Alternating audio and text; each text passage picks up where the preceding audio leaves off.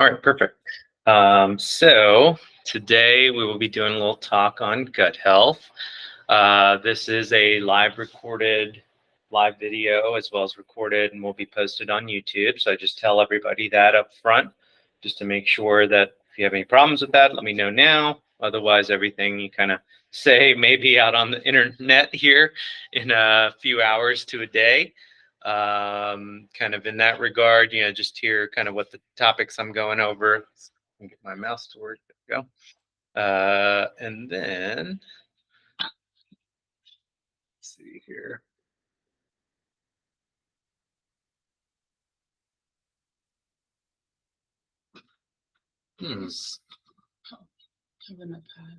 Say again. I just brought your mouse with me. Yeah, and this is just what this is. There we go. Stop annotating. That probably makes it work better.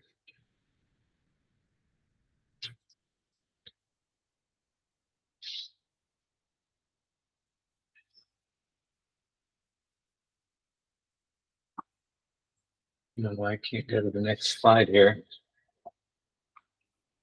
Technical difficulties. Oh, yeah.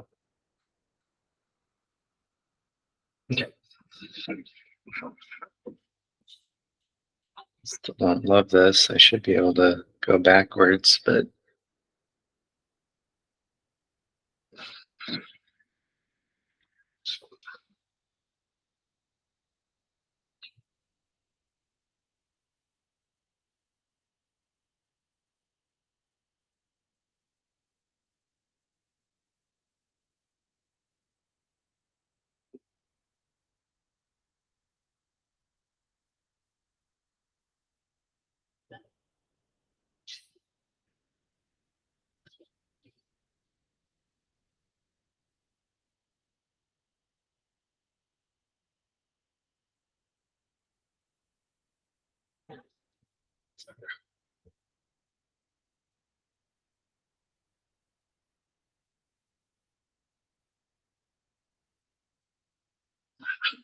perfect.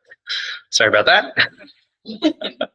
Now we'll get started. So our talk will be on gut health. Again, this is a pretty big, broad topic. So I'm trying to cover, kind of some surface level knowledge, but go into some depth so that people can really understand sort of what is the gut and even maybe come up with kind of ideas on their own of what might increase their own gut health. Some of my goals always in this clinic are to really empower people with tools that they can walk away with and use on their own, not have to rely on always just some kind of direct answer from me or from anyone else, right? The more that you guys know how the body works, I believe that then you can really empower yourself to increase your own health, and that's certainly one of my goals. So as always, that's one of the things that's near and dear to my heart as far as what I like to accomplish with these talks.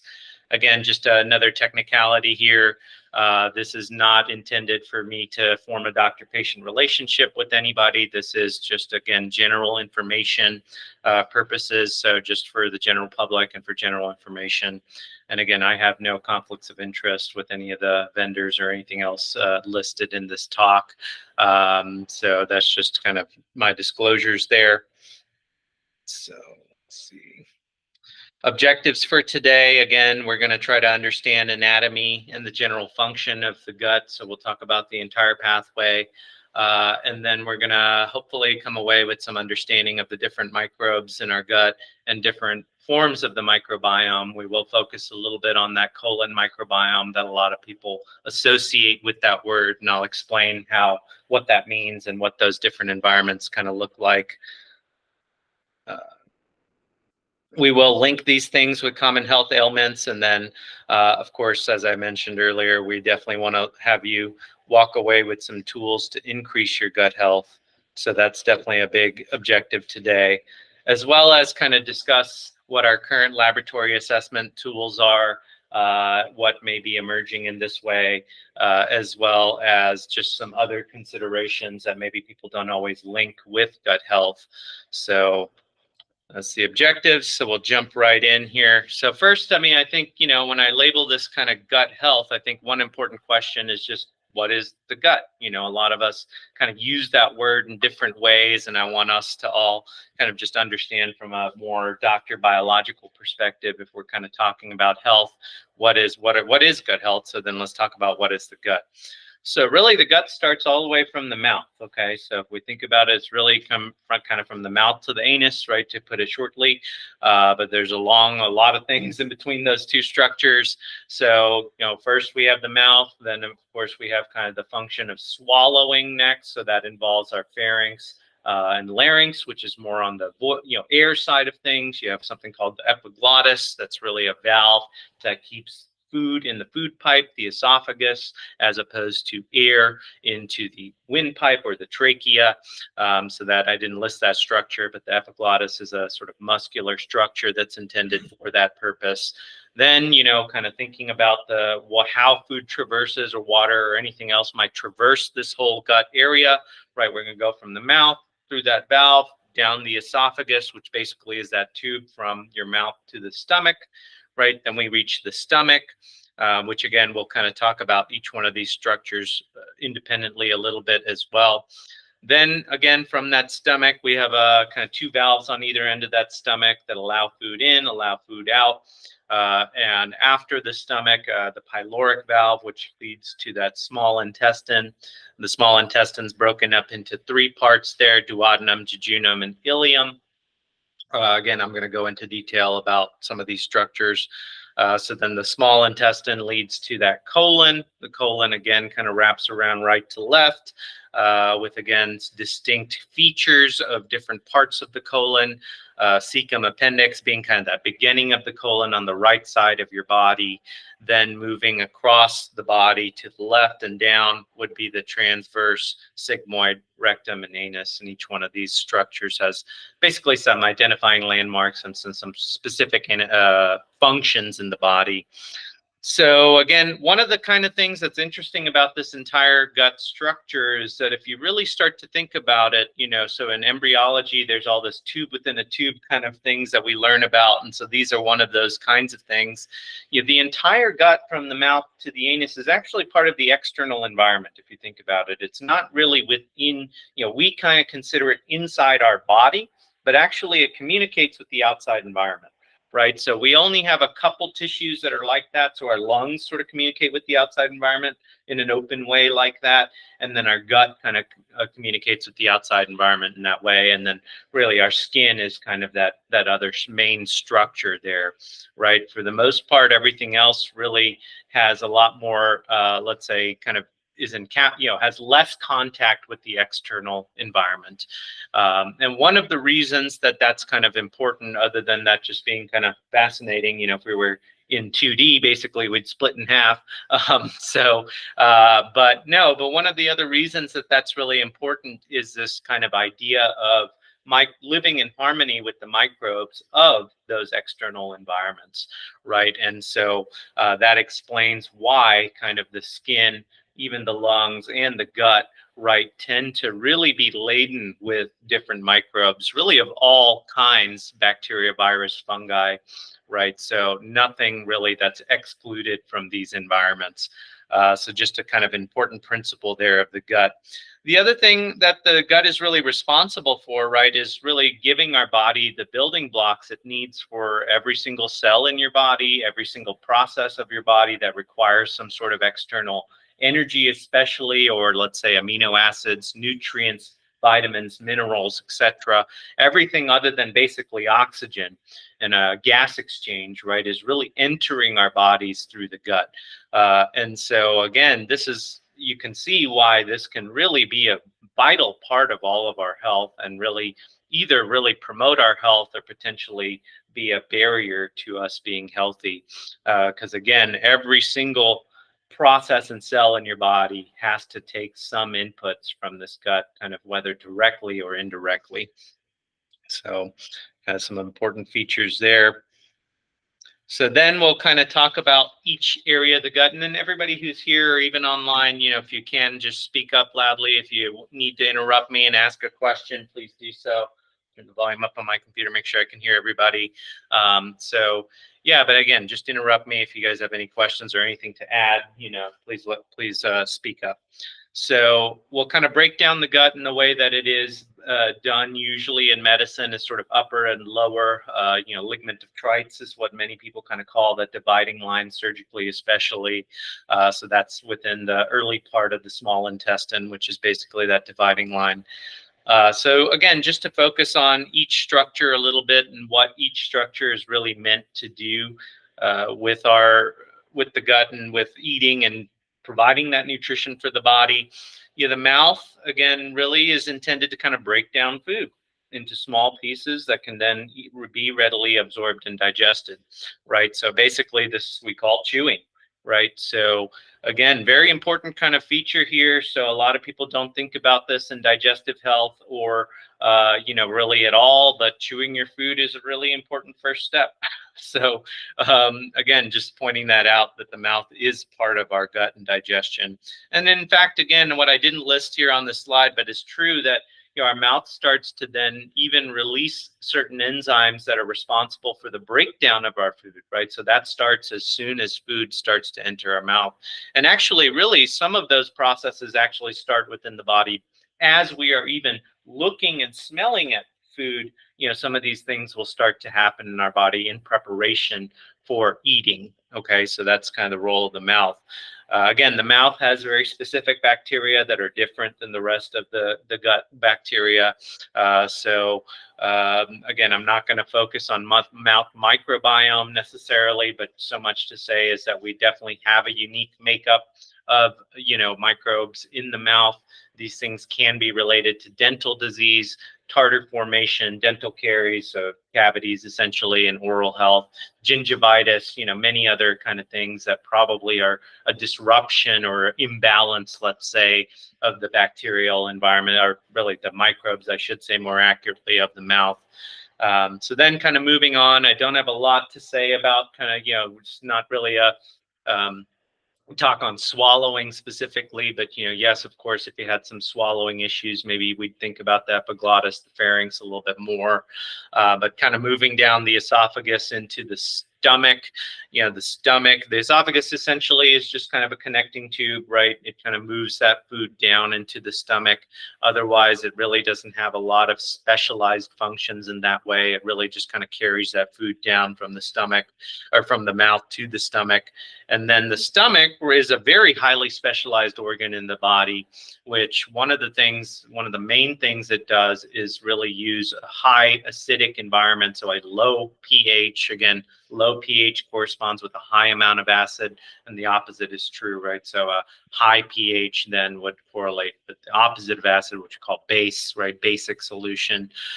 So 7 being that neutral number. The stomach is pretty low at generally about a 2, pH of 2, which is actually extremely acidic, right? Would be damaging to actually many tissues in the body, if not most tissues in the body.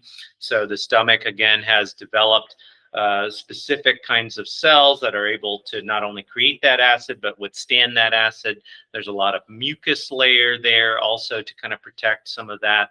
And again, that lower esophageal sphincter, or the muscle there at the top of the stomach, end of the esophagus, right, is really that kind of guard for the esophagus, so that, again, if you're getting acid reflux, what's happening is that that acidic environment of the stomach is coming up into the esophagus that is not intended to handle that kind of acid, in which case many people will feel pain, belching, discomfort, burning, trouble swallowing, all sorts of things that can arise from that sort of thing.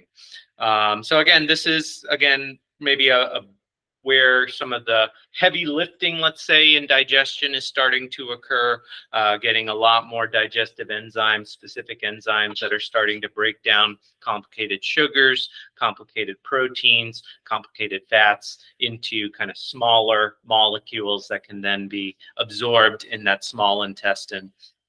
So then that kind of continues as that, kind of early digested food material then moves into the small intestine. Our pancreas and gallbladder help out here to adding a lot of, again, some of those digestive enzymes. You may have heard of names like amylase, lipase, other things of that nature that are some of the main enzymes that do this from the pancreas. The gallbladder, many people have heard of bile acids, which are really intended to help with the digestion of fats and fatty acids, right? So those are some of the other organs that are involved that aren't necessarily technically part of the gut, right? These are sort of more endocrine kind of organs that help us with digestion. And those materials, again, are added there in that early small intestine, kind of that upper gut area.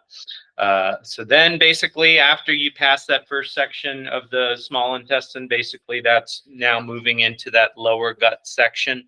So basically we've eaten, released some things in the mouth, that's gone down into the esophagus, food's been further broken down into smaller particles in the stomach with the addition of these organs, and then we're going to move into that small intestine where a lot of that absorption is happening.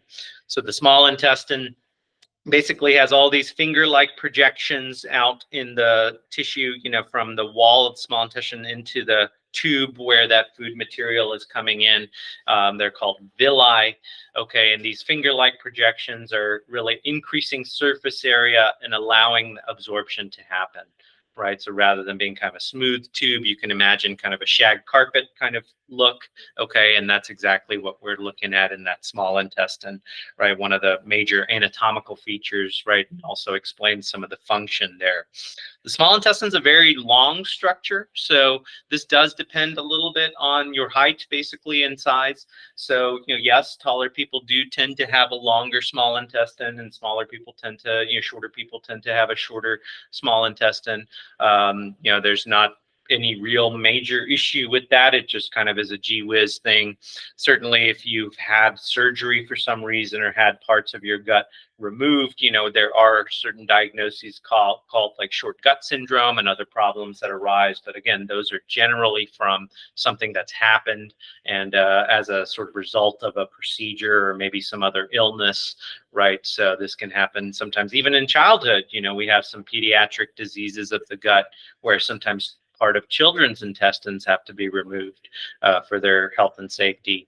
And so again, a lot of people can have issues with the length of their gut sometimes, and again, not necessarily naturally, but you generally surgically, right, can have some issues there. I've said a couple times the main purpose of the small intestine is nutrient absorption, right? So the vast majority of our both caloric and kind of micronutrient absorption is really going to be in this small intestine area, right? So that includes, B12, iron, all our kind of vitamins and minerals, carbs, fats, proteins, really everything that we're really absorbing in that way. Most of these materials that are going to be absorbed have been absorbed by the time that this food that you ate, a combination of food and fluid, is hitting the large intestine. Largely what your body can absorb really has been absorbed. We'll see with some exceptions here. So then the colon, what is the purpose of the colon, right? And it is the home of this microbiome, right? So kind of a popular term, I would say, now in the culture and science, right? A lot of people are talking about the microbiome and, trying to explore links and use this to increase people's health or maybe explain health problems, right? So gaining a lot of attraction, and rightfully so, in my opinion. But what else does the colon do? Right, so the colon actually is mostly responsible for water absorption, right? So we still will have a relatively fluid, kind of solution falling into that colon from the small intestine.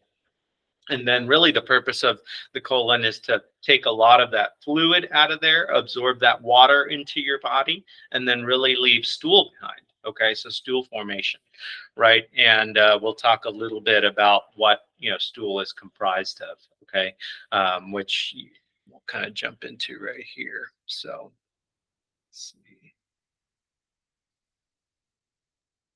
Yes. At what point does the blood absorb Yeah, so that's a good question, and thank you for asking that. So basically, our gut, and this is again really important, but our gut has kind of a specialized, system of vascular flow. So we call this kind of the portal system. Okay, so a lot of what is absorbed in our gut is going to dump into kind of what's called a portal vein of the liver. Okay, and so the liver is also, again, a major, major kind of organ when we're talking about more of the absorptive side and nutrient sensing and handling of nutrition, right? I would say the liver becomes an extremely important organ in that way. But yes, it is an important kind of principle that, yes, we have the specialized blood flow, tons of blood vessels contained within this tissue called the omentum, which is this big kind of flap of basically a bunch of blood vessels and fat, right, that surround the gut and really are laden with a lot of immune tissues as well as a lot of blood flow down there to really handle the absorption of this nutrition, right? So if you look within one of these little finger-like kind of villi, what you'll see is a big, big density of small blood vessels called capillaries.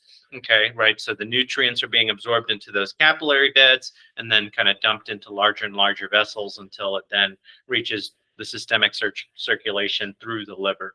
Okay, so that's a really good point. I'm not really talking too much about nutrient absorption in this talk, but important thing to kind of know. So, kind of in that regard, yes, separately from kind of gut health, right? Vascular health can actually start to affect the gut. If there's decreased blood flow to the gut, you can actually get the same way you get blockages in your heart and your legs and your brain, right? You can have vascular disease of the gut, and you can actually have really bad kind of pain episodes and even death of intestinal tissue from let's say vascular events of the gut. The other kind of main tissue that's in the gut, which I do talk about here in a little bit, is immune tissue, right? So most of the gut has a lot of immune system activity, a lot of lymph nodes, a lot of different kind of immune surveillance kind of things.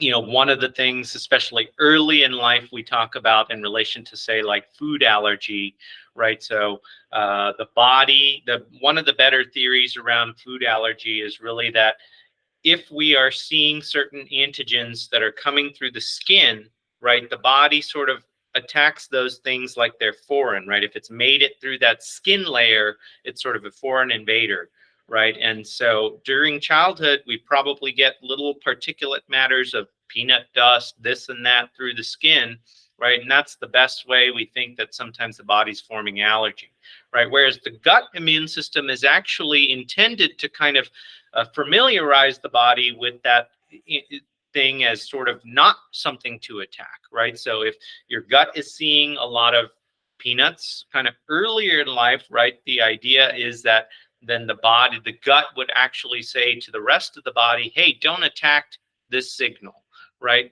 And so the gut, especially early in life from an immune system activity standpoint, is really trying to teach the body, hey, these are kind of food items, right? Don't go and attack them, right? And the way that our body's forming that kind of attack signal is that exposure to that food is coming through maybe, kind of inhaled particles or maybe kind of micro fissures in the skin and things where food kind of actually gets aerosolized and comes through that, right? So these are tiny little microscopic particles that are making it into our body. Like I said, if it comes through the gut, then we have the best chance of actually maybe avoiding a sensitivity there, especially early in life, right? There is kind of this critical period kind of theory out there, right, that after a certain point, the gut is less able to kind of recognize things as friendly.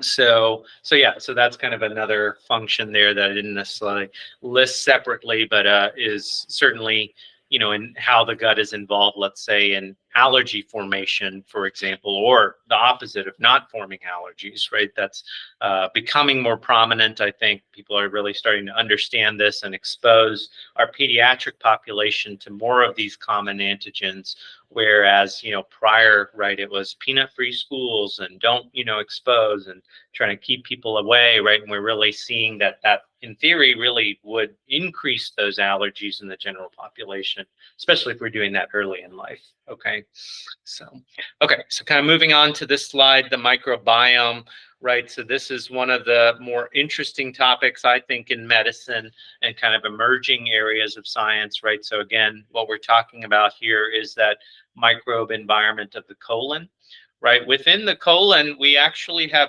trillions of cells here, okay? So viruses, bacteria, fungi, really every kind of species that you can have as far as small microbes we have in the gut.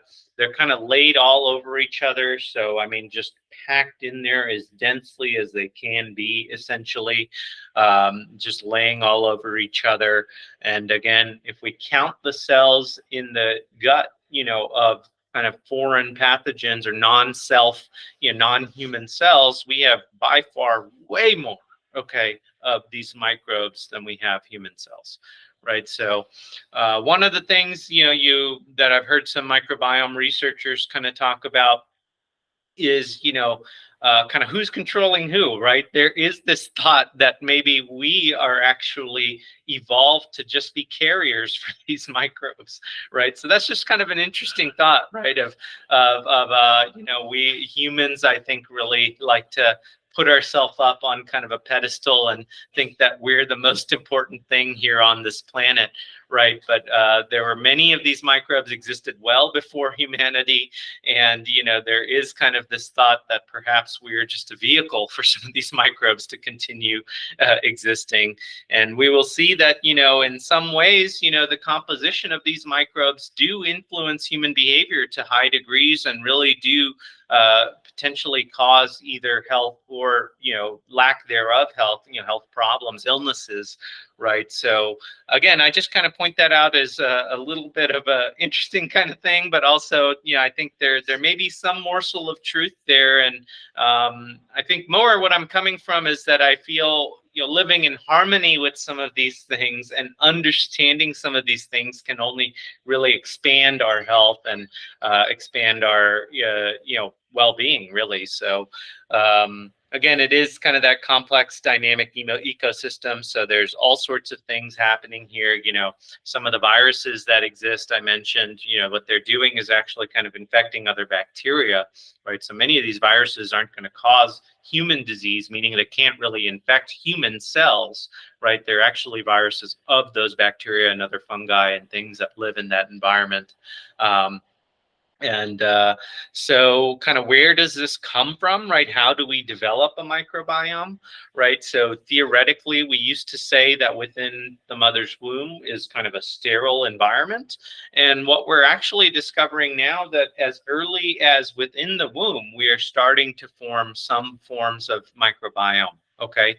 Again, we've known for a long time that from birth, and depending on kind of the path of birth, whether you come out vaginally or by C-section, makes a big difference in the microbiome. So we do believe that from that moment of birth, right, kind of talking about a vaginal birth, as soon as they hit that vaginal canal, start coming through the birth canal, you're picking up microbes from mom, both vaginal and intestinal. Okay, so, and that really does seed some of the microbiome of all of us, of babies. Okay, so, and if you're born via C-section, one of the things that they do see is that maybe those babies' microbiomes tend to represent the skin flora, even within their gut, a little bit more than babies that are born vaginally, which represent a little bit more like mother's intestinal flora. Okay, but your mom and your birth method, which I realize no one here gets to choose, does obviously make a big impact here on your microbiome. Other things kind of early in life are really exposures, right? So exposures to other caregivers, parents, grandparents, if you have a nanny, if you go to a daycare or not, other children, even just if you live on a farm or you live in a highly sterile environment, right? If you're exposed to pets and animals, you pick up little microbes from them, whether you're breastfed or not, right? So one of the things that they tried now to replicate in breast milk, in formulas, are this compounds called HMOs, human milk oligosaccharides, right? So these are these specialized sugars that the human body really doesn't have any way of breaking down. They're in no way nutritive to the child, to the infant, right? And are really thought to be intended to really help the growth of certain strains of microbiota in the gut, right? So even our breast milk has been, evolved, right, to specifically have nutrition for our gut microbes as well as infants, right? So again, this seems to be a very conserved feature through evolutionary biology that, again, we have to live with these microbes in our gut in order for health, right? So this is starting all the way from birth along not just the process of birth, but then even from the first nutrition that infants are receiving, right? That's intended in some ways to also feed these gut microbes. So again, most of this actually, the most influence of our microbe environment seems to be in those first 3 to 5 years. And some of these factors really do set some things. So we got a deer here visiting us. So, um, but again, we can certainly modulate this later in life and throughout our life through some of these habits, primarily things like, what you eat, right? What your sleep is like, what your stress levels are like, and again, we'll go into a lot more details about some of the other things that can affect this, and even fermented food and other microbial exposure. So we'll get into some of that. So how is this? One of the things you may wonder again is, we have all these microbes. Why are we not constantly dealing with infections and other things of that nature? And this is just an interesting point in medicine that, again, no matter where we're talking, many spaces in the body, right? Infection is not about the presence or absence of bacteria. Rather, it's a much more complex interaction between our immune system and our bodies than sometimes we give it credit for. Right. So it's really about the interaction of those microbes with the other microbes in that environment, your immune system, the balance of those things, and diversity. Right. So that next line about diversity. Right. So if one of these microbes maybe is present, we may say, that's not a problem. So like H. pylori or C. diff, many people have heard about these specific microbes causing certain diseases, right? Many of us host these microbes and have no problem and never will have a problem, right? Because we have a very diverse environment and these guys don't really take hold and take over the entire environment, right? When something like H. pylori or C. diff, right, starts to take over the entire colon or the entire stomach or a big portion of that microbial environment, then we can have some specific health issues and even, deadly health issues as a result of that. So one of the things that's really important about this as well is this thick mucus layer that exists within the gut. There are microbes that are intended, one, to maybe even feed off that mucus, but two, to also maintain that mucus. And that's really a big barrier layer of kind of keeping the colon healthy, not getting the colon very inflamed, other things of that nature. So again, part of that is we're still figuring out which specific players kind of help with mucus production, which ones might take some away. So I don't have an exact, again, just to kind of point out that this exists and it's an important feature of gut health. Okay. I mentioned diversity a few times already. So again, we don't know that everybody needs exactly this amount of these bacteria, right? What we see is that diversity seems to be linked more with health. So healthy people tend to have a more diverse gut biome, whereas people with, autoimmune disease, obesity, many of these other kind of chronic health problems tend, when we look at their microbiomes, tend to have just less diversity. Okay. And so whether that can be used as a target of treatment is yet to be seen. But again, thought to maybe be very important to health. And then how, do we get diversity, right, is to actually feed these microbes, right? And what these microbes, what do they eat, right? I told you that by the time food is hitting the colon, or whatever is left of that food is hitting the colon, most of our nutrition has sort of been sucked out of it for us, right? So what really remains is a lot of these undigestible kind of elements, which largely are plant fibers, okay, and other forms of fibers. There are, again, some complex kind of sugars and some complex, fats that might make it to that environment. But for the most part, really, it's these undigestible fibers that are really feeding this environment, right? So there's kind of a term that I believe Robert Lustig coined, protect the liver, feed the gut. And what he's referring to is protecting the liver metabolically, not allowing your liver to get a bunch of liver fat within it, and feeding the gut, right, is what I'm talking about here, is feeding that microbial environment, some of those things that they need, right, to flourish, which are really some of these undigestible fibers out of plants, okay? And more than just that, we will talk about some polyphenols, spices, so polyphenols are basically the things that give foods color, flavor, scents, things of that nature, right? So those are also important for these microbial environments, and certainly these microbes respond to these things in sort of unique ways. So why is this important? This is really important because this is connected really to the rest of the health and body, right? So I mentioned earlier in the talk that even just the scent of food starts to release, let's say, insulin from the pancreas. Many of you have experienced salivating, right? Probably looking at whatever your favorite meal, or walking by a really nice restaurant or an ice cream shop or whatever it may be, right? So there are some obvious things like that, and there are some less obvious things like the insulin release and a few other hormones that are really released even in just the anticipation of eating, right? So and then certainly from the time you start eating, right, we have nutrient sensors of many different kinds throughout the gut. One of the ones I'm going to point out here is kind of these neuropod cells that live early in the gut, that are these nutrient sensing cells. They actually can detect the specific kinds of nutrition and do release dopamine into into our kind of reward system of the brain, right? So foods in a lot of ways have sort of built-in reinforcement mechanisms that are based on some of the nutritional content. The reason I point this out is that certain foods that people say they, quote, really prefer, right, I would argue is just a biological feature of being human and has absolutely nothing to do with your personal preference, believe it or not, right? So so let's say ice cream, French fries, potato chips, pizza, some of these types of foods, burger, some of these types of foods are very high in fat, very high in sugar, maybe even have a lot of sodium and other kind of nutrients there, right? And the body is built really to avoid starvation, not to necessarily keep you at a moderate kind of eating level.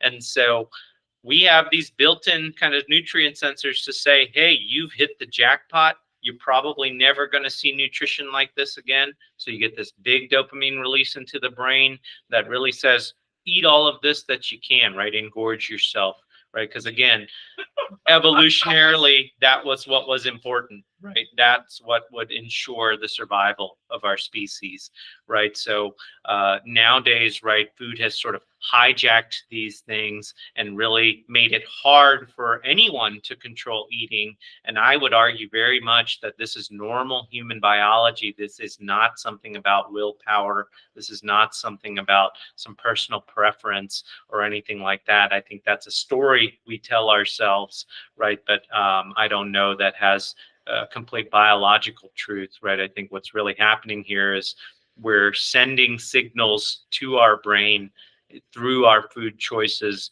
that are so strong and so reinforcing that it's actually the exception to be able to maybe resist those kind of signals rather than just to actually do what those signals are telling you to do, which is what I just said.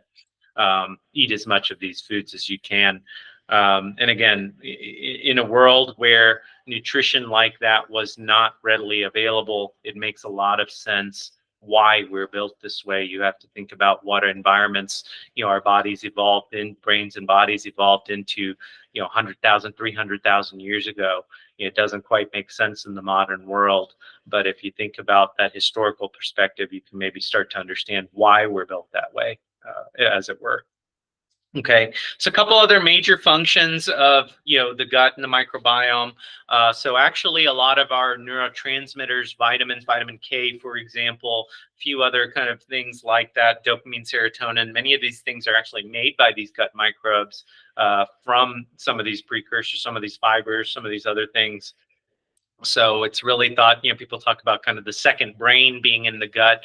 And this is one of the reasons why people can make a statement like that, is that we do see a huge connection between brain health and gut health, the availability of neurotransmitters, the release of certain compounds in relation to certain foods, right? Many people are starting to explore things like GLP-1, right? So this is a gut hormone that now has been turned into medicines like Victoza, Byetta, Mounjaro, Ozempic, Wegovy, right? All of these are basically man-made versions of this gut hormone GLP-1, which again, many people use for weight loss, but is an important gut hormone to kind of keep in balance. And there actually are some natural ways to increase GLP-1, which we'll talk about here in this talk. So again, several other hormones are involved here. I'm not going to list all of them, but ghrelin, leptin, CCK, insulin, etc. Right. So there's all sorts of gut hormones and peptides that are causing all sorts of complicated signaling after we eat something, and that can be really based on nutritional content. It can be based on the kind of fibers that make it to those microbes that then signal back that yes, we have kind of appropriate nutrition. So the intention here, like I said, is really to your body just wants to get the nutrients it needs, and then those microbes, to some degree, kind of alluding to what I said earlier, I think probably have some signals here that are meant to feed them. So there's one theory right out there that perhaps we're eating a lot of food with calories. So let's just use maybe processed food or like potato chips for an example. Okay, so potato chips have a lot of calories, a lot of fat, a lot of carbs, not necessarily a lot of protein, but really packed with, let's say, energy from a calorie standpoint, right? But what it's lacking is fibers, maybe some of these micronutrients, right? So there's a thought that perhaps why these things are really only temporarily satisfying, or why maybe they drive you to eat more, is that the gut microbiome, the colon microbiome, is not satisfied by this, right? So perhaps you've eaten enough calories to really satisfy your body, but we really don't have those fibers, polyphenols, some of these other kinds of things to satisfy those gut bacteria, right? And then you're not getting the right signal to the brain to sort of say like, hey, you've eaten enough, so stop eating. Right, there's two components to that. There's these calories, right, and then there's this micronutrition and feeding the gut per se, right, that may be not happening with certain foods, right, where you are getting the calories, but you're not necessarily satisfying that gut environment. Okay, does that make sense to people a little bit? Yeah. Okay. So again, immune system highly involved. I kind of went over that already a little bit here. So the small intestine is sort of unique in that it really should not contain that many microbes, right? So you're getting this very highly acidic kind of solution dumped from the stomach into that small intestine. And then the small intestine has a very active immune system that's actually really getting rid of most microbes and absorbing many nutrients, right? And so this, there's a small intestinal bacterial overgrowth, right? What does that mean? That really basically means that the small intestine shouldn't have many bacteria to begin with. And so again, that's a bit of a poorly understood and maybe a topic to, explore on its own. But again, just to relay that we just talked about a very highly microbial environment in the colon, right? The small intestine is in direct contrast to that, where our immune system is really much more active at keeping most things out of the small intestine, really focused on that nutrient absorption. Okay, whereas again, the colon really houses a lot of our gut bacteria. Sort of certainly after the stomach, there's a little bit of a pause there in that small intestine, and then we get laden with bacteria and viruses again. So, okay. So I'll kind of just highlight some common digestive illnesses. Again, this isn't, I'm trying to keep this talk more related to health, not illness. But again, sometimes it's best to understand health through the lens of illnesses as well. Just having that compare contrast helps us know what's what. So I just touch on some common things here and some common pathways by which this can happen. Right. So in the upper gut, I mentioned acid overproduction and heartburn, indigestion. Other symptoms or clues that maybe something is going on in the upper gut might be things like nausea or vomiting. Right. These are some of the most common upper gut symptoms. So some of the mechanisms by which the upper gut may sustain injury would be, again, acid overproduction. The stomach is being stretched, right? So sometimes we don't necessarily think about this, but just eating too much at once, right? Maybe just pause for a second. You can definitely get some nausea, vomiting. Let's say, you're dealing with some mild slowed transit or other things, or maybe you're taking a medicine that causes slow transit, like these, Mounjaro, Ozempic kind of medicines, right? Maybe you've had surgery, bariatric surgery or other, right, that has made the stomach smaller. So again, just keeping in mind that the stomach does have a certain capacity. Yes, it can be stretched over time, right? And it can shrink over time. So our body's very good at adjusting to the things we do to it. And so just keeping in mind that stomach stretch can definitely cause symptoms, and that, if you keep doing that over time, right, that may even cause some problems, and that maybe you don't feel satisfied. Right. So stretch receptors of the stomach are one of those kind of things that does act as a bit of a nutrient sensor for us. Right. So volume can definitely make a difference in helping us feel more satisfied from a meal as well. And we can use this to our advantage sometimes by eating kind of, crunchy vegetables, other kind of voluminous things that maybe don't contain as many calories. Right, what can really satisfy us from some of these mechanisms while not overburdening our system with too many calories. Exogenous irritants here, I'm kind of throwing everything into a bucket. Really here, we're talking about, drugs like NSAIDs, common over-the-counter things, alcohol, tobacco smoke, or even any form of chewed or otherwise tobacco exposure. So here again, the list is very, very long. This can include certain supplements. This can certainly even include certain types of food. So very highly acidic foods sometimes are very irritating to people. So again, just keep in mind that the things that we eat, coffee, for example, has probably 1 to 200 active components within it that really affect different tissues in the body in different ways. And again, I listed some of the common irritants, especially of that upper gut, right? I would say NSAIDs, alcohol, especially when we're talking about like forming an ulcer in the gut. These would be things that commonly can cause issues like that, especially with chronic use, really not really one-time use. It would definitely be repeated exposure for most people. Steroids, if you're on steroids for a long period of time, that can start to cause some issues. So those are those irritants. I just hit on small intestinal bacterial overgrowth and irritable bowel syndrome just for a minute here, just to explore that this is I think a problem that really plagues a lot of people, and we just don't have a great handle on some of these diagnoses. We don't know maybe exactly what's going on. There's a lot out there on treatment, whether to give more antibiotics, to do less antibiotics, dietary changes, certain protocols, right? And I just kind of list this here to just explain to people that this is very complicated, and I don't think if we really knew what was going on, everybody would probably be saying the same thing. So when you see kind of a controversial topic like that, to me, it really just means that perhaps our biology of this is not understood to the degree that hopefully one day we will gain. But again, certainly a problem that is gaining much more prominence and attention. And I think, certainly there is probably something to be discovered here. And I'm hopeful that we'll know more here in the next few years. We'll move on to the lower gut here.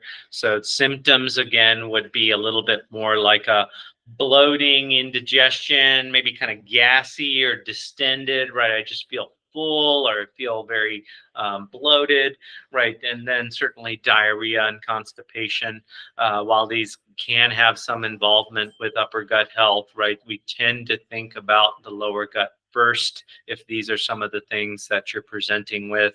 Again, the colon is supposed to really absorb the vast majority of water within the stool. And so if that's not happening, then you might have something like diarrhea, right? If, let's say, stool is sort of sitting in that colon for much too long, right, and too much of that water has been taken out, then maybe you deal with really hard stools or constipation, right? So, I'd certainly think about that structure first with some of those symptoms as opposed to other places in the gut. So autoimmune disease, this can really affect any area of the gut. Kind of the most common two of the gut primarily would probably be things like inflammatory bowel disease, which is known as either Crohn's or ulcerative colitis. So those are probably the two most common autoimmune diseases of the gut.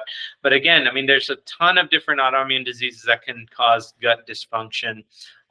Even, diabetes neuropathy can affect the nerves of the gut, cause, gastroparesis, which is basically paralyzed kind of gut not moving food through it as well as it can. I mentioned some of the vascular kind of problems. So there are autoimmune vascular diseases, or autoimmune disease in general can affect your vasculature very prominently and cause gut disease in that way. So again, a lot in that category. So nutritional malabsorption, intolerances, and allergies, right? So here we're talking about, I had alluded a little bit to food allergies. That is what I'm talking about here a little bit, as well as just, celiac disease, or just even mild intolerances to certain foods, that might not even reach the level of allergy per se. Many people have just enzymatic differences in how they absorb certain nutrients. So people with hemochromatosis, for example, overabsorb iron in their gut. Okay, people with certain types of disorders can't absorb B12 in their gut. And the list kind of goes on and on there as far as with specific kind of intolerances or malabsorptions there.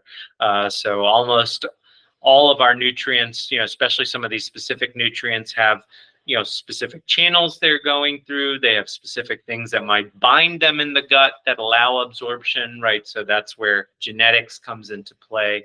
If you just happen to not have that gene or have a bad copy of that gene, there's not much we can do about that, but sometimes we can supplement other forms, use injectable forms, or if it's an overabsorption, then, specifically for iron, we basically kind of bleed you out and kind of take some blood, which, a lot of our iron is stored in blood cells.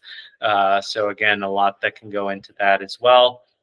And then kind of an area of interest, right, which I've alluded to a couple times, is just dysbiosis, which basically means, again, kind of that imbalance, let's say, or lack of diversity in those microbiome environments, right? Whether that might be in the stomach, whether that might be in the colon, even in the mouth, even though I don't focus on that a lot in this talk, right? That's maybe a little bit more related to dental health, right? But certainly, again, we can have this kind of dysbiosis in any area of our body, and that can really cause, again, so specifically with the colon, we really do think that perhaps, MS, Parkinson's disease, type 2 diabetes, many of these things may have links to the gut microbiome.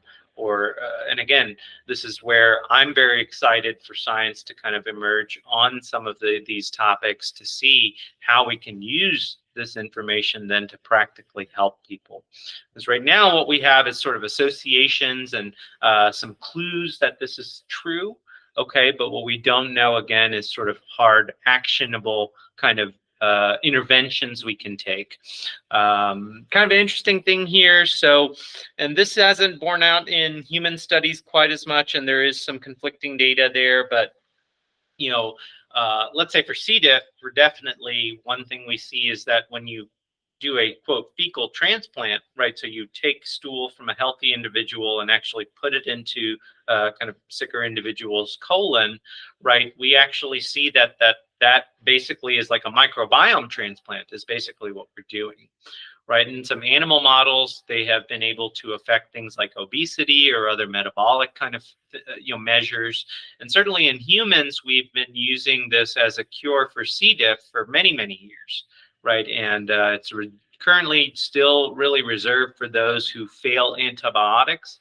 But that, the failure rate of antibiotics for that particular condition is actually relatively high, upwards of sometimes 30%. And the failure rate of these fecal transplants is surprisingly low. Okay, I mean, we're talking about 90+% success in most of the studies done on that. So again, there is something to this microbiome and actually becoming healthier, right? And the more that we can really learn about this, I think it will really be a big tool for all of us that care about health to really increase our health in hopefully some more specific ways soon. So what tools do we have today, right? So let's talk a little bit about future things, but these are kind of, again, this is not an exhaustive list, but this is at least kind of gets the juices flowing and kind of gets us all thinking about what are the things we can use to really increase our gut health, right? So especially with upper gut, I think the timing of eating can be very important, allowing that gut a period of rest and recovery, not exposing it to food items all day long. If you think about everything I mentioned it takes to digest a meal, you can imagine that along the way that there's probably a little bit of inflammation, some injury, some other things that happen, right? And if we're constantly exposing this lining to have to work 16, 18, 20 hours a day, right? I imagine that that's not the best for that tissue. All of our tissues need some period of rest, right? Whether it be sleep for the brain and muscles, right? I think the gut is certainly included here, that, we have sort of a, most of our body really follows the circadian rhythm, right? We have sort of ups and downs, and we really need both. You need that activation, and you need the kind of rest period, right? Really to be healthy, just as kind of day needs night, right? So I just think about it in that way. So again, time-restricted eating, intermittent fasting is one of these kind of named protocols, right? A lot of people will, maybe start, and again, it doesn't have to be heroic levels, right? We're talking about 10, 12 hours of fasting a day, right? And many people can really start to change certain elements of their gut health, maybe have bowel movements more consistently, maybe reduce stomach acid formation, just have you feel better, right? Have a little more energy throughout the day, less crash, just improve digestion in general, right? So there's a lot there with time-restricted eating. And again, what is the ideal window? I don't try to be prescriptive in that way, especially in a forum like this where, people of all sorts of backgrounds may be listening here. Again, I just say that, look, think about this as a tool. Experiment with yourself, right, and know your body and try to figure that out for yourself. But again, if you're eating 20 hours of the day, then maybe you might have some problems that might go away if we just cut that down to 12. Okay. Nutritional choices, right? So here, this is kind of obvious, but yes, I mean, what you eat certainly affects the way you digest, right? So eating huge amounts of sugar all at once, eating huge amounts of fat all at once, even protein, which, is largely regarded as kind of a pretty healthy thing to be consuming, right? You may just have some digestive trouble with that, even if it is a kind of quote healthy food item, right? So just keeping in mind that, okay, many of you have maybe heard me say, try to get that 30 grams of protein, each meal or something like that, right? And you may find, okay, like eating 30 in 10 minutes might be a little, troubling to the gut, and maybe we split that over 30 minutes, 40 minutes, an hour, or something like that, right? So just having an idea that, yeah, we can take a pause, try to let that gut brain connection kind of come back into sync, right? There is a time delay that happens when we eat, right? And then we have these other nutrient sensors, and they have to feed back to the gut. So we have to give our body some time also there, really to understand appropriately what we put in there. And then the slow changes really refers to, many people will say, well, like, if you eat maybe a very low fiber diet, and then you hear this talk and say, well, I'm just going to eat more plant fiber. hold on for a minute. You may have some bloating, indigestion, other things, right? If you haven't really been eating some of these food items, maybe our gut environment is not really ready, especially for high loads, let's say. Okay, so maybe start with a half cup of spinach or a little tiny piece of, a spoonful of sauerkraut, right? Not tablespoons after tablespoons, or, whatever. I'm going to eat a pound of spinach now a day, right? That might be a great goal for you eventually. But what I'm saying here is maybe start slow, be consistent, kind of slowly get into that habit change, right? Don't just shock the system all of a sudden, all at once. Or if you try that and you have some issues, then again, kind of back off, right? Some people may be able to tolerate a sudden change like that. So again, this is about knowing your body and doing some trial and error as well. So pace, chewing, fluid intake. I think I've hit a bit on this again. Yes, chew your food. I don't know what else to say about that really. So pace again, just again that slow kind of reminding yourself that yes, there's this gut-brain connection that needs to happen. If I just wait 5 or 10 minutes, maybe that can be a pathway to just letting your body really fully understand the nutrients you've put in, as opposed to just kind of continuing to eat. And then many of us, myself in this category, kind of can overeat in this way or eat quickly. Some of us are busy, we're trying to feed kids, we got other things to do, or we're eating on the go, right? So just thinking about, okay, can I slow down a little bit? Can I force myself maybe at 5 or 10 minutes to take a 5-minute pause, something like that? You may notice that really makes a dramatic difference in your digestive patterns and health. And then fluid intake, right? So just thinking about, hey, stomach stretch is a kind of tool we can use actually maybe to our advantage. This is maybe more related to kind of nutrition and weight loss kind of thing, but drinking some water, taking some fluids in the middle of your meal, right? And kind of allowing that to, kind of then have those satisfaction signals in the body, right? And then deciding, okay, if you're still hungry, fine, I guess eat, again, go ahead, eat some more, right? But just giving that time and trying to sync your body and brain up there. So supplements here, I kind of just list supplements as far as pharmaceuticals as broad categories, just because I really don't want to get into the weeds of talking about specific supplements. But here I just kind of pause and say that, look, there are many supplements that I think absolutely could be helpful for certain conditions, right? So whether those might be things like aloe for stomach acid production, things like magnesium or other kind of, even fiber supplements for constipation. There's certain things for nausea. There's certain things for all sorts of things. I mentioned that polyphenols, for example, are very important for those gut microbes. So that could look like certain, fruit extracts, pomegranate, cherry, etc. Right? So green tea. Many of these things definitely feed our gut microbiome and can really affect our health in different ways. So really, again, just thinking about that supplement category, especially for, again, targeted, right? So this is the thing that you'll hear me repeat a lot in some of these talks, is having kind of an objective to shoot for, I think, is extremely important when we're thinking about any intervention, whether that be really anything on this list, not just supplements. But I think especially with, supplements and pharmaceuticals, just because that is a time investment, generally they have kind of more dramatic, maybe health effects, maybe even some negative effects, right, that we really want to consider. And we really want to kind of track whether something's getting better, right? I see a lot of folks just take supplements because they thought it was good for something. And then I asked them what it's doing for them, right? And they have no idea. I don't know. Okay, well then maybe stop it for a while and figure out if it is doing something for you. I'm not here to tell you to, not take supplements. I'm just here maybe to say, don't take something that you have no idea what it's doing to your body. Okay, and have maybe a specific goal in mind. And same thing goes with pharmaceuticals, right? So this is, I mentioned some people do even antibiotic treatments for some digestive health issues, even though I said diversity is important, right? There are these overgrowth kind of syndromes, and sometimes specific antibiotics do get used to try to help people with those conditions.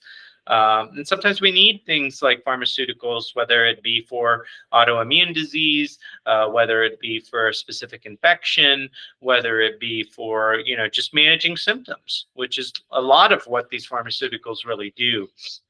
right? I'll point out that many of our drugs really are tailored at symptom control, not necessarily fixing the root problem, right? So, and this is especially true, let's say, for like diarrhea, constipation, some of those types of things, right? We're really treating the symptom more than maybe we are the root cause. And part of that might be we just don't even really fully understand what the root cause might be, right? As I mentioned in this topic, we still have a lot of growth to do from a scientific perspective. Um, okay, so we'll move on to prebiotics, right? This is probably one of the more important categories, right? This is where I've talked about kind of if you've heard eat the rainbow kind of statement, or eating things that are colorful that have some different flavor spices. So turmeric, for example, has some evidence to prevent colon cancer. Many other spices are thought to really help with maybe gut health in that way, improve the integrity of the gut lining, feed some of these microbes that seem to be beneficial for us. So certainly, again, make your food spicy, make it colorful, make it flavorful, right? We're not talking about eating a boring diet here. Again, vegetables or other kind of plant fibers, I think can taste delicious, even better than some of our more commonly ate food items. And it's just a bit of an adjustment there. And again, just thinking about, are we kind of leading the show, or are we maybe allowing these gut microbes or some of these other signals really to lead the show, right? Of these involuntary dopamine releases and kind of food addiction, right? And again, I think one of the things that's really unique about being a human being is that you can gain understanding of these kinds of biological pathways and then try to build a life, right, to really combat them rather than just to be subject to them or kind of victim, quote unquote, to them, right? I don't think we have to be that way at all, right? Once you learn about this, you are allowed to change your behavior. And again, it's not easy, but I think all of us have that ability, let's say at least. So low sugar fermented foods, right? So people might, and kombucha actually does not count here, okay? So there's a low sugar version of kombucha, which I'm forgetting the name of, but natto, sauerkraut, kefir, any kind of fermented vegetables, right? And we can all kind of home ferment, right? So making sauerkraut is literally as easy as chopping cabbage, putting a little bit of water and salt in a big bowl and kind of putting something on top of it to keep it, submerged in that fluid. Again, I have personally done this. There are many guides online. You can buy, you do want to get live products. So if you get that non-refrigerated kind of things sitting on, if it has shelf life, it's probably not a live product, right? So it needs to be in a refrigerated aisle and probably a highly perishable kind of item at the store. But here again, beer does not count either. So it's not necessarily low sugar while it is a fermented food. So again, those low sugar fermented foods seem to be the best intervention here. They are laden with microbes, or the brine of these sauerkraut contain even the higher amount of these microbes than just the vegetable itself.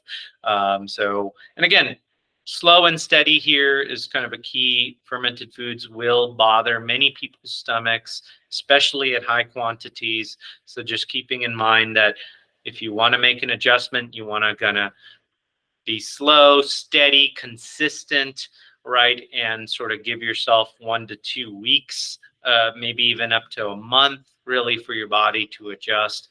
One interesting thing here is that the immune tissues of our gut have a memory, let's say, of about 3 to 4 weeks. So let's say you are reacting to something more of a food allergy, right? This is kind of a big bummer that you have to avoid these food products for sometimes up to a month to really understand whether you have a true intolerance or not, right? So this is not, unfortunately, a rapid kind of feedback mechanism, right? Sometimes there's just really slow feedback that happens with some of our gut health. So just keeping in mind that consistency, giving yourself that full month of making a change sometimes is really, and maybe even longer in certain cases, is really needed to make some real changes in that environment. Probiotics, this is a bit of an unclear kind of tool right now. we don't know exactly what strains in what quantities at what intervals, right, are really ideal for people. Many of you who come here know that I do use some probiotics in my patients, and I do use some specific probiotics that do have some scientific evidence to help with GLP-1 production and A1C reduction and certain things like that. So a couple of years ago, the first study kind of came out showing that a probiotic product could alone, in contrast to kind of standard of treatment, help people with their diabetic status.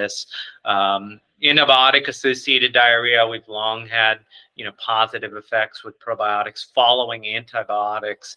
But outside of those, there hasn't been a lot of, quote, scientific kind of evidence or big mainstream kind of recommendations to use probiotics or to not use probiotics for that matter. I think this is going to definitely be an emerging area where we hopefully will know how to use probiotics in a much more targeted way. What the other problem with probiotics is that what we see is that those bacteria which we take by mouth in a probiotic form do end up in the gut and do sometimes even are alive and functioning in the gut. However, when we stop these probiotic products, what we notice is that many people, and this is sometimes upwards of 80% of people, they will lose those strains within a few weeks of stopping the probiotic product. Okay, so there's a big kind of thought of how do we get these bacteria to actually become a normal player of the gut environment? Right. And just like our bodies are, right, this gut environment is also very similar in that it's always trying to adjust and maintain homeostasis. Anything we do to it, it really does have a tendency to kind of, quote, resist change. Right. So this is kind of, again, why this is a difficult issue, is that even introducing new bacteria and getting them to stay there has been very difficult. Right. And one of the best methods has honestly been these fecal transplant type things. And, that has some issues, as well. But again, we don't know how to specifically use that outside of maybe the setting of things like C. diff colitis. But anyway, so that's kind of my thoughts on probiotics. I really think that there is something there. But using a bacteria alone seems to not always get the outcomes we're looking for, right? I think it has to be alongside dietary changes, other lifestyle adjustments that allow these bacteria then to have the, food kind of they need, right, to then survive in your gut environment, right? So, that's where sometimes maybe a polyphenol supplement, something like, again, pomegranate green tea, some of the walnut, etc., right? So sometimes can maybe help these bacteria have those building blocks so that they actually maintain presence in your gut. So exposure to a variety, I think I've hit on this quite a bit. So this is like, again, this is just even less hand washing, right? So as a doctor, I shouldn't say that, but again, if you're out on, especially here in Canyon, many people have a home farm or a garden or something like that, right? So how much do we need to be like washing everything and trying to sterilize all this stuff, and I think more and more, I think really evidence is pointing to maybe that's not needed and maybe that's harming us in some ways. Right, putting antimicrobials in all our soaps and putting them all over everything might actually be damaging us in some ways. And I think we do need an exposure to a variety of microbes, especially, let's say, like kind of things living in the soil, things that might be on the kind of skin of vegetables or other things like that. I mean, obviously, if there's mold growing all over something, please don't eat that and pretend like that's increasing your microbiome diversity. We're talking about things that you would otherwise eat, but maybe just rinse or wash beforehand. Maybe you just don't wash them, or maybe eat the peels too, right? So some of these little things may really help with expanding our microbiome. And again, this accounts as far as like animal exposure, right? Especially early in childhood, I mentioned, exposure to farm animals, a dog, a cat, all of this really counts, birds, etc., right? They really do affect our microbiome or change that. And again, we don't know that, parakeets are very healthy, and whatever a canary is trash. Like I can't say that, but what we know is that exposure to these things definitely increases diversity.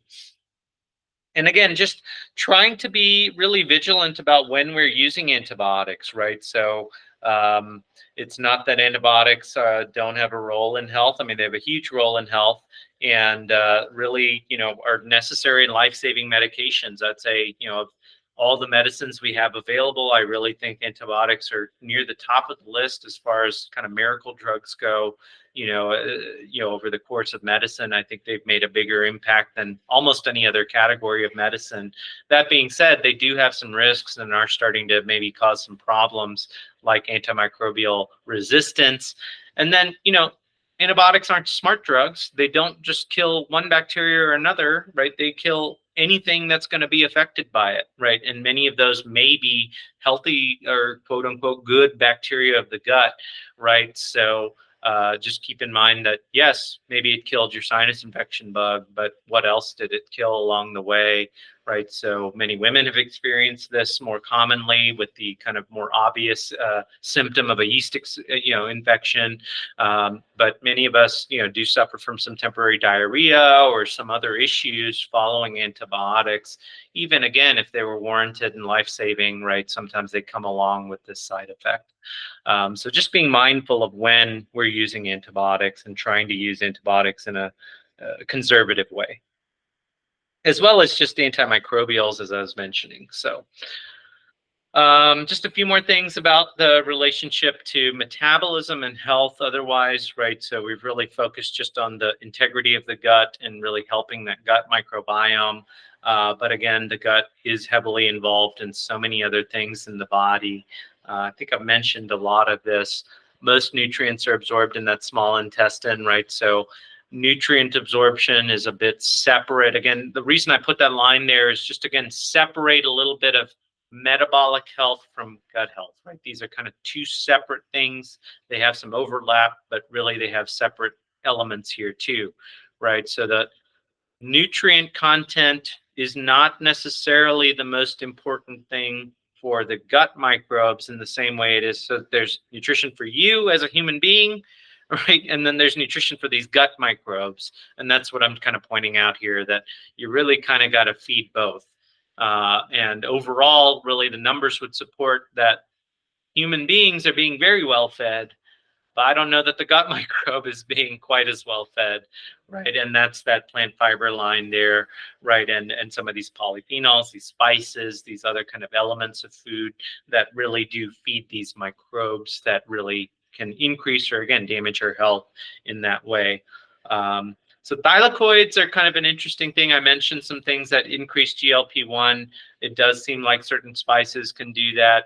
Thylakoids are one compound that definitely does this as well, right? So thylakoids are prominent in definitely your dark leafy greens. They're kind of a specific component of chlorophyll. Okay, so chlorophyll being kind of the thing that makes plants green and helps plants capture the sun's energy, right? They're kind of the almost like the mitochondria, basically, of plants. If you know what mitochondria are in humans, kind of the powerhouse of the cell. So these compounds and plants that are very high on this are like spinach, broccoli, dark leafy greens, seem to really stimulate that GLP-1 release in the body. And so that is definitely something that I think gets underappreciated and under talked about in health. So protein intake can definitely be a part of GLP-1 release. Many of these plant fibers seem to increase GLP-1 release. There are certain microbes that are being looked at that increase GLP-1 release. So again, many people know about the medications that are used in this facet, but I'm here to really illustrate that no, the way you eat, the way you live, what you eat, certain plant compounds, right, can be used to increase the same gut hormone that many people are paying over hundreds of dollars a month to inject. right? So anyway, so that's and again, not to say there's not a role for these medicines in people. I think it's great that we've invented these medicines and have that as an option.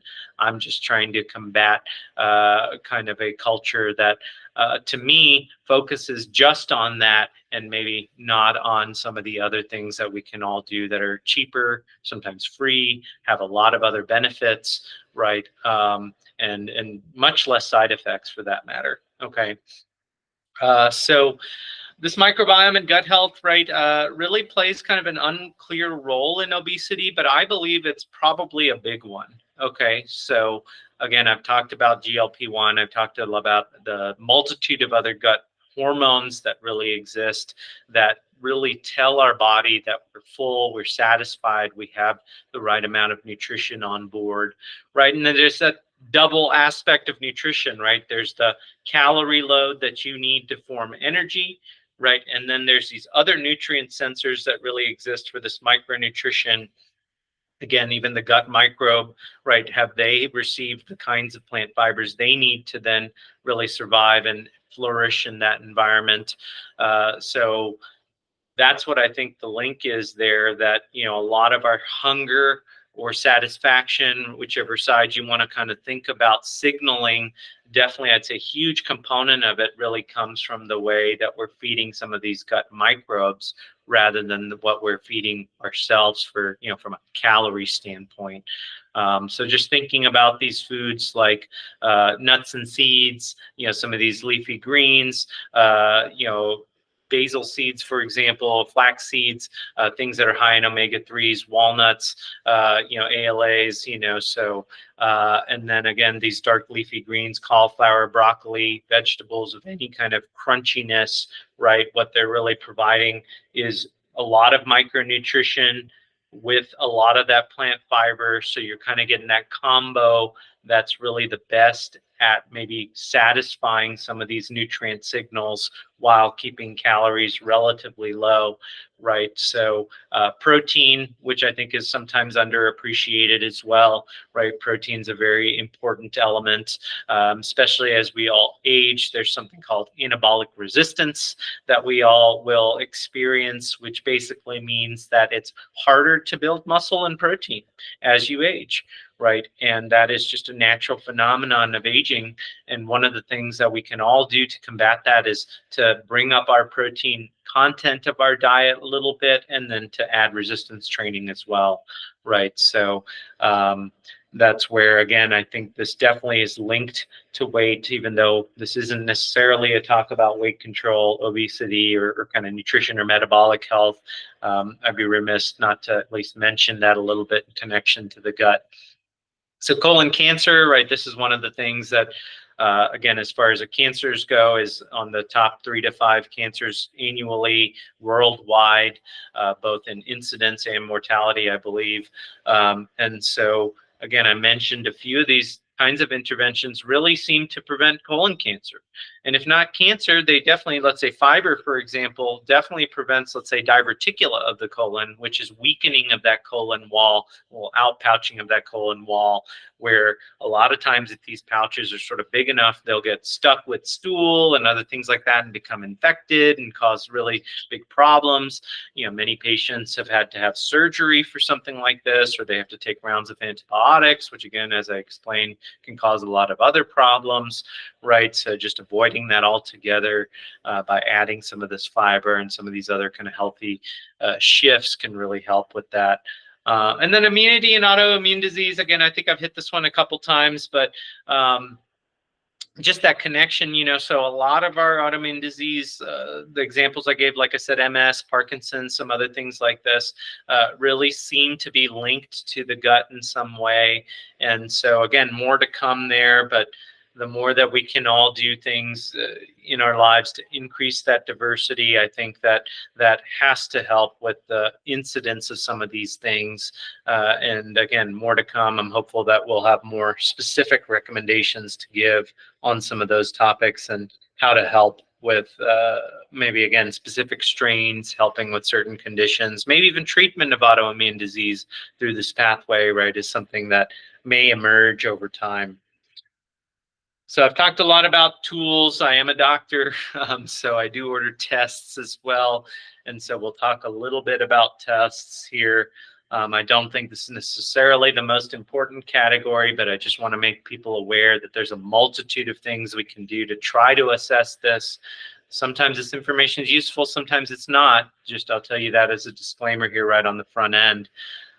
So again, stool testing, there's all sorts of different stool testing. Okay, so there are pretty extensive, PCR style, meaning they check for genes of certain bacteria, viruses, parasites, fungi, etc. Right, so some of these tests test for over 100 different species of things. Right, so there are definitely some microbiome tests out there, more now than ever before, for sure. Our traditional kind of stool testing was something called a stool culture. This is one that isn't always a great test. It's really intended to catch some major forms of infectious diarrhea and some specific kinds of parasites in the gut. So if you're concerned about those specific things, then a traditional stool culture may be useful in your care. And then just kind of stool formation consistency. There's something called the Bristol stools chart, right? That can be kind of telling. That's again, kind of a home test there. But no, that definitely can tell you something about your digestive health, as far as what is kind of the norm, the pattern of consistency and formation of your stool. So again, some more stool testing here. So fecal fat, elastase, that's pancreatic elastase, other enzymes and hormones, zonulin, all sorts of things that you'll see out there. That, again, I'll say that many of these things are sort of an emerging area. There are a lot of times there's kind of specialized clinics out there that use some of these tools in a kind of unique way. I personally kind of think that we just don't have full knowledge of how all of these things are always working. Sometimes I wonder if some of the protocols out there are really, it's like no matter what you have, they point you to this particular set of vitamins and diet, right? So why do we need the testing to begin with if that's the recommendation is always the same? So I get a little lost in some of those kind of, other types of clinics that are really intended to fix microbiomes and this and that. I don't know that the science is really there, okay, to always make the appropriate adjustments. So I use this testing really to gain some insight, and then I think the best thing to do is to make some sort of adjustment and then retest. So I think one test is sometimes not that useful, right? We kind of do have to do a test, do some changes, do a retest, kind of make sure that what we're looking for has happened or that something has changed. So that's kind of one of the downsides to this, is that they are poorly covered by insurance. Sometimes these are $300 tests, and we really probably need to do 2, 3, 4 of them over, let's say, a year or so, or 2 years or something like that, really to have useful, actionable information. And then, like I said, it just it's very unclear sometimes what these mean, right? So if you have H. pylori, but you don't have a stomach ulcer, and you're not really, maybe you have some random indigestion, is that really a target for treatment? My issue kind of is that I try to fall back on some scientific evidence. I try to really, again, use things that have been studied in some fashion, and we're just in the infancy of some of these things, and we don't always have a good set of data to really know how to use some of this information all the time. There are nutritional labs out there too, so this can help clue us into, do you have a specific genetic abnormality? So many of my patients know I check something like a homocysteine around MTHFR gene. We check iron levels a lot of times to look for hemochromatosis. I always offer kind of extensive vitamin panels and things like that to patients. Again, these are poorly covered by insurance, so a lot of times if people are not necessarily willing to pay cash, and we don't order those labs for people who are curious and want to pay a little bit, really it's not that much, but a little bit extra to kind of get some of these labs. We can definitely check vitamins and minerals and kind of try to optimize those things. Some of those things may involve malabsorption. Some of those things may be just dietary pattern. So it's really a list of, or a variety of things that can cause a problem, let's say, in some of those labs. So there are direct visualization techniques, right, for at least the upper to the stomach and just into the duodenum. That's what an EGD looks at, right? So the mouth, esophagus, down to the stomach, right through that first kind of or the two valves of the stomach, and that first part of the early small intestine called the duodenum is basically what's viewable with upper endoscopy or EGD. And then the colonoscopy, right, is really looking at that lower portion of the really the entire colon, right? So we don't get anywhere past the cecum. Sometimes we can enter that last part of the small intestine, so the terminal ileum, it's called.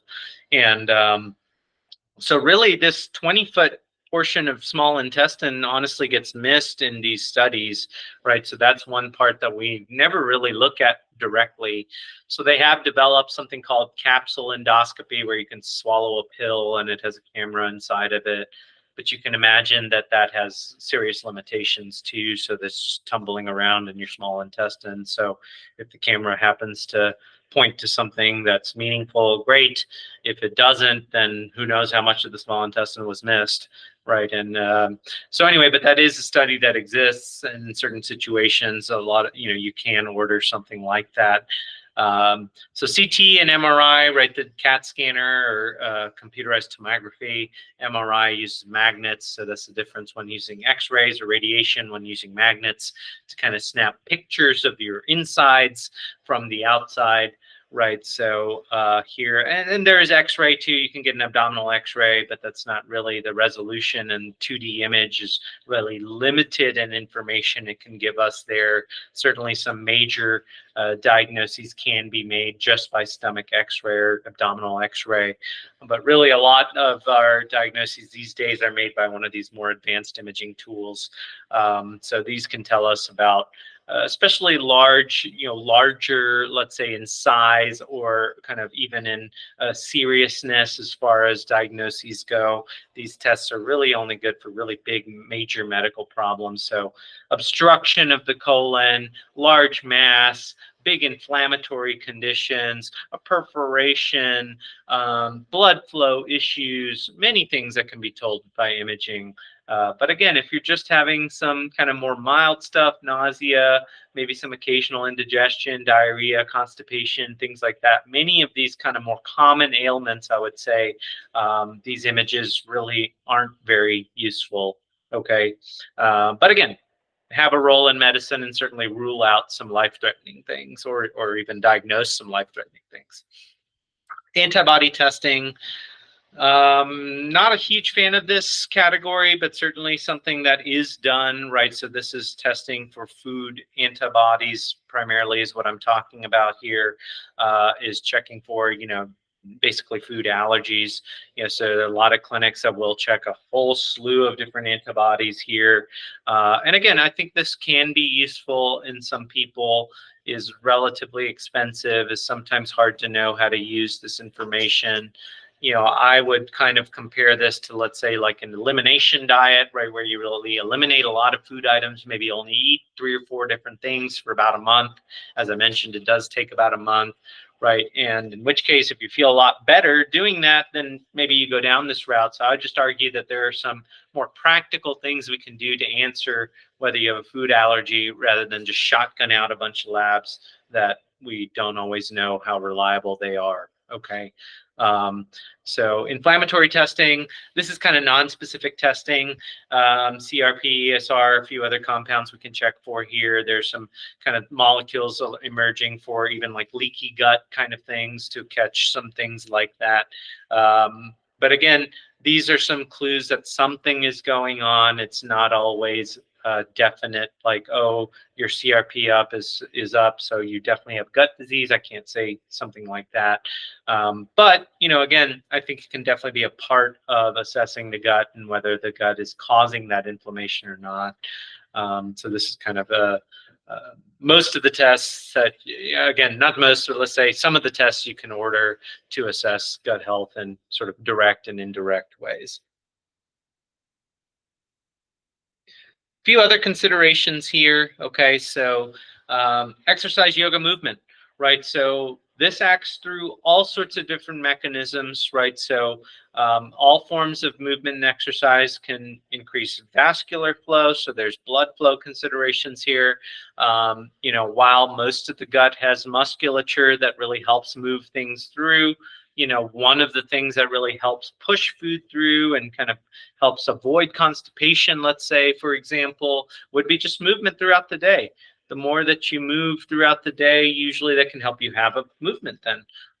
You know, there are even specific kind of poses and other things that many people will use to even help with, you know, so you know, in yoga, there's something called wind relieving pose, right? And many other kind of protocols out there for constipation, for other elements of gut health, right? And that are movement based. So physical movement, pumping of your muscles, and just that anatomical kind of pushing of things in your intestines really does make a difference in gut health.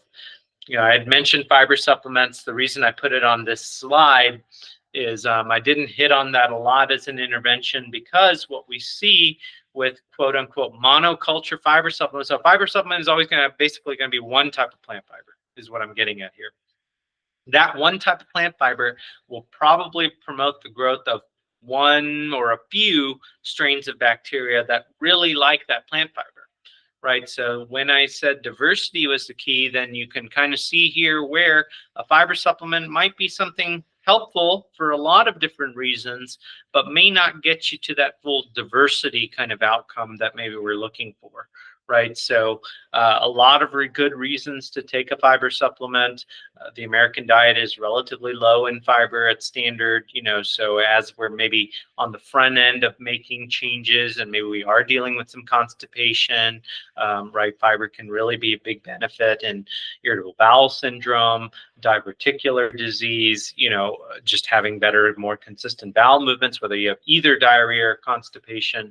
So I'm not saying that they have no role. I'm just pointing out that, again, better to maybe get diversity of plant fibers through the diet and whole foods, right, than to just rely on that fiber supplement, let's say, especially over long periods of time.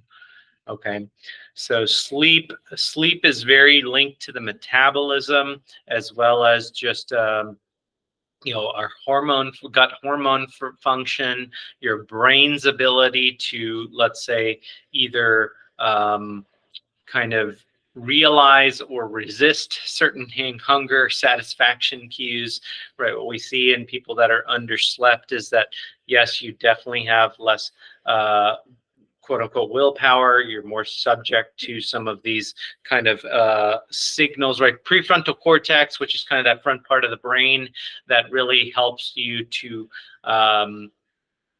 make kind of a more upper level. So let's say, again, I mentioned all these involuntary pathways, dopamine kind of being fired and, you know, kind of reinforcing and really pushing you towards the behavior, right? Our prefrontal cortex is the structure in the brain that can really feed back on some of those involuntary things and say, regardless of how much I want to do this, I'm going to choose to do something else, right? So being underslept gives your prefrontal cortex almost no chance to really function in that way, right? It really reduces our ability to resist some of these more lower brain structure kind of signals, right? And it allows maybe some of those lower brain structures to take over our decision making rather than kind of that, you know, more mature executive function kind of part of our brain. So that's one way sleep's involved, but sleep is also heavily involved in the immune system, in the, you know, hunger kind of satisfaction pathway. I mentioned that. Metabolic health, right? So, you know, insulin resistance, for example, is affected by sleep. So a lot there in that sleep category. Hunger and nutrient signals, I think I've hit on this one pretty extensively. Again, part of this is really that, yes, I mean, we're sometimes satisfying our caloric need, but not that micronutrient need. And that's what I'm really getting at here is that, you know, we really have to start to satisfy the body in a little bit more comprehensive way, not just those caloric needs that then sometimes actually reinforce more of that, right? Because it's lacking those other forms of nutrition that these little gut microbes would really benefit from, and maybe even, you know, kind of make you feel much more satisfied even with less food. Okay. And so that's an important kind of just principle, let's say. Consistency, I think I've hit on this one pretty well too. So again, it takes a while for these adjustments to happen, right? It takes sometimes really 3-4 months sometimes for the microbiome to have meaningful shift. Definitely around 3-4 weeks for immune system to, kind of not react to something that, it was reacting to. So a lot there that really requires dedication, consistency, sticking with a plan, not allowing, 1 day of nausea, a couple days of, bloating, maybe one, whatever, just one episode of kind of less than ideal outcome, right, to dictate your decision. No, you really want to kind of do something consistent for a week or two, step back, really look at that whole week or two, and let that 7 to 14 days or maybe even longer allow you to make that decision instead of those in the moment changes. Food addiction, this is kind of a real thing. I really do believe this absolutely exists. The biochemistry is absolutely there and has been laid out, I think, in a very clear manner of how this works, right? So the same kind of area of the brain where we get dopamine dumps from sex, cocaine, other kind of highly pleasurable kind of things, food really tickles that same part of the brain. And like I said, some of these hard to control eating kind of foods, what they're really doing is putting this signal into your brain that is really causing that. That's not something that is, again, a preference. We don't have a choice in this matter, right? If you put those things into your body, into your gut, you're going to get this big dopamine signal. And when that happens, everyone universally feels like, give me more of that. Okay, that's just a truth of being human being, and then really just of most mammals, I would say, that we're aware of. Here, when we're talking about food and eating, right, I just have to say that this is highly emotional. It's connected to a lot of social things in our lives, right? And some of us have specific kind of maybe trauma around eating behavior, whether that's from our own families, from ourselves, from whoever, right? Whatever, some a partner, spouse, etc. Right? So, and then even more than just specific to food, what we definitely see is that folks that have had trauma in their lives for something completely unrelated to this, right, that really affects their maybe eating behavior, but it seems to even just affect, let's say, stress hormones. Chronic stress seems to affect the way our microbes are, exist as well. So having too much cortisol, being in sympathetic overdrive all the time really does seem to shift our biology, our microbiology in our gut as well. And this, again, is a bit of a chicken and the egg, right? Are some of the things happening post-trauma causing these changes? Are some of the changes in our gut then kind of keeping us in these post-traumatic states? We don't necessarily always know that answer, but there's definitely kind of a link here between things like some gut dysfunction and past traumas. The other thing I'll say is that the gut is often a tissue that really is kind of the manifestation, right, of some of this negatively held energy maybe in our bodies, right? So the same way that stress maybe causes you to change your posture, hunch your, back and neck, and other common things like that, we often see that gut symptoms really manifest in this way.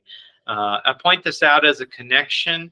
And again, what to do, I think, is to really attack this from every angle that you can, right? This is not to say that the cure to trauma is to fix your gut health, or that the cure to gut health is to fix your trauma, right? Or to address, let's say, have a better relationship, maybe, etc.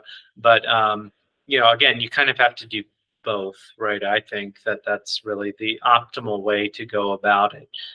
So again, maybe you're making those dietary changes, still having a bunch of gut symptoms, then maybe we think about, have I really made peace or found some way to kind of have a better relationship with some of the things, hurtful things in my past, right? And is that maybe what's lacking in the full picture of my gut health, right? I just point that out, that it gives both directions, and that mental health is certainly very connected, let's say, to gut health. And as I said, neurotransmitters are created in the gut, so many different connections there and explanations of how there is a connection. And I'm very excited to hopefully have some more science and actionable kind of data around how to use this information and discover more about that association. Yeah, sounds good. Yeah. Okay. And that's really what I had for today. Questions, comments? All I can tell you is I didn't know that much was connected. Sure. I didn't know. Yeah. So it was very extremely good class. Great. Glad. Yeah. Any other thoughts, questions, comments? Vagus nerve, how does that play into all of this? Yeah, I mean, so, the vagus nerve definitely has some of the dopamine pathways I was talking about are through the vagus nerve, right? So definitely kind of that feedback mechanism, right? And it goes both directions. So that's where, especially kind of this last thing I was mentioning with trauma, right? We often kind of connect some of trauma with the kind of underdevelopment, or say underactivity maybe, of that vagus nerve, right? And it's always this balance, right? So the sympathetic is kind of this, ready for action. And one of the things that sympathetic overdrive actually drives is less digestion, right? So it slows digestion. It reduces blood flow to the gut because we're prioritizing blood flow to the musculature, to the brain, right? Because we want to be ready for action, right? So the vagus nerve, right, is sort of rest and digest, right? So activation of the vagus nerve is something that is needed for appropriate kind of digestion and repair of the gut and things of that nature. So that's definitely one connection. The other connection is certainly that these dopamine pathways I'm talking about specifically with food addiction seem to travel through the vagus nerve up directly to the brain. So there are, these direct gut to brain kind of connections that, again, I mean, without, I don't want to speak too much just because my knowledge of this is somewhat limited. And so I don't want to say something that's definitely wrong.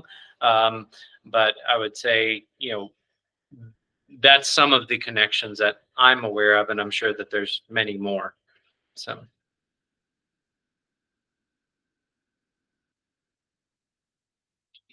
Any other questions?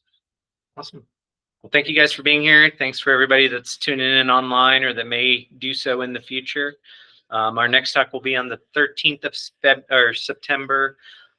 Probably be doing metabolic health at that talk. So it'll be another kind of Friday, and then it will be followed by kind of a river walk that we've been trying to get going here. So yeah, appreciate everyone here as well as online. Thank you.